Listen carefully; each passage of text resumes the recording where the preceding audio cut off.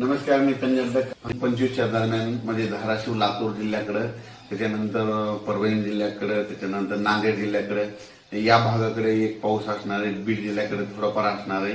म्हणजे सर्वदूर जिल्ह्यात पडणार नाही, फक्त काही भागामधून पडून जाईल म्हणून हा अंदाज लक्षायचा. म्हणजे सांगायचं झालं 26 जून पर्यंत असाच पाऊस राहणार आहे, विखुरलेल्या स्वरूपात राहणार आहे, सर्वदूर पडणार नाही म्हणून हे अंदाज लक्षात येतात.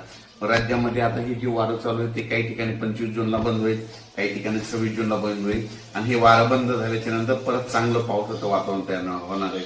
पण राज्यात मध्ये आता सर्वदूरचा एवढा पाऊस नाही. फक्त म्हणजे सांगायचं झालं कोकणात मध्ये सातारा जिल्हा, सांगली कडला काही भाग, त्याच्यानंतर पुणे त्याच्यानंतर तसंच पुढं नाशिक पर्यंत, सिन्नर नाशिक पर्यंत ते पट्ट्यामध्ये कोकणाच्या कोकणपट्टीचा पट्टा म्हणतात ते पाऊस चालू राहणार आहे. तिकडचा पाऊस काही कमी होणार नाही म्हणून हा अंदाज लक्षात येतात.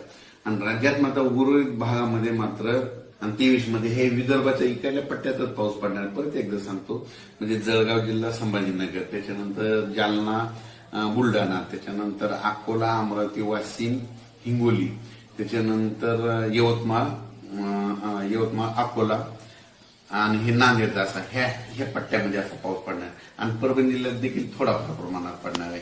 म्हणजे सर्वदूर पडणार नाही हे अंदाज लक्षात येतात. पण 23-24चा मात्र 23-24-25 आहे मात्र लातूर भागाकडे पाऊस असणार आहे.